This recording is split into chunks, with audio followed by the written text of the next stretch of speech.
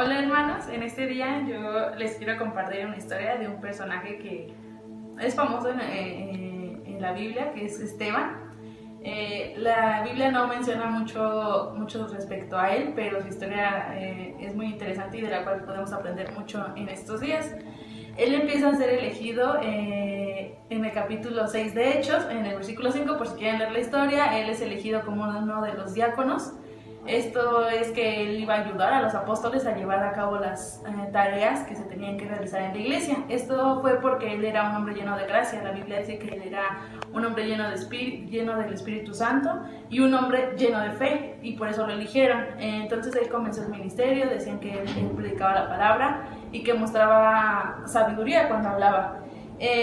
Después de eso, en Hechos 6, unos hombres malos lo hacen un complot contra él y empiezan a decir mentiras respecto a él. Dicen que empieza a blasfemar y demás, y esto hace que lo lleven ante el concilio, que lo arresten.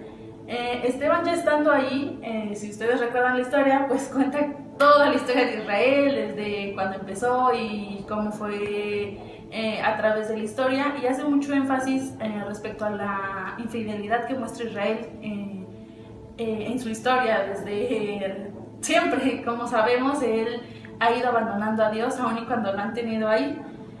Cuando él estuvo frente al concilio, algo que llama la atención es que él tenía conocimiento completamente de su historia, que hablaba con sabiduría y que hacía mucho énfasis en todos los hombres de Dios que habían sido perseguidos, los profetas que habían sido muertos, incluso del propio Jesús, que lo habían matado aún siendo el Hijo de Dios. Y bueno, esto algo que nos muestra es que él tenía valor. Y bueno, hoy en nuestros días es algo que nos llega a faltar, muchas veces por no herir sentimientos de otras personas, o por ir a favor, o por ir igual que la corriente. Nosotros nos callamos, y Esteban no lo hizo. Aun y cuando su vida estaba en riesgo, él siguió adelante. Él habló lo que tenía que decir, y fue una forma en que pues el pueblo de Israel se enfureció. A nadie le gusta que le digan pues sus errores, y eso hizo que el pueblo de Israel se enojara y lo enviara fuera de la ciudad para apedrearlo. Bueno, esto al final de cuentas lo apedrearon y lo mataron, pero dicen que antes de morir él vio la gloria de Dios. Entonces él estaba en paz, él estaba tranquilo, incluso pidió que el pecado no se les considerara a las personas que lo habían hecho. Y bueno, yo veo en Esteban un gran ejemplo de fe, en un hombre que defendió la fe hasta la muerte, y que hoy en día también deberíamos hacerlo.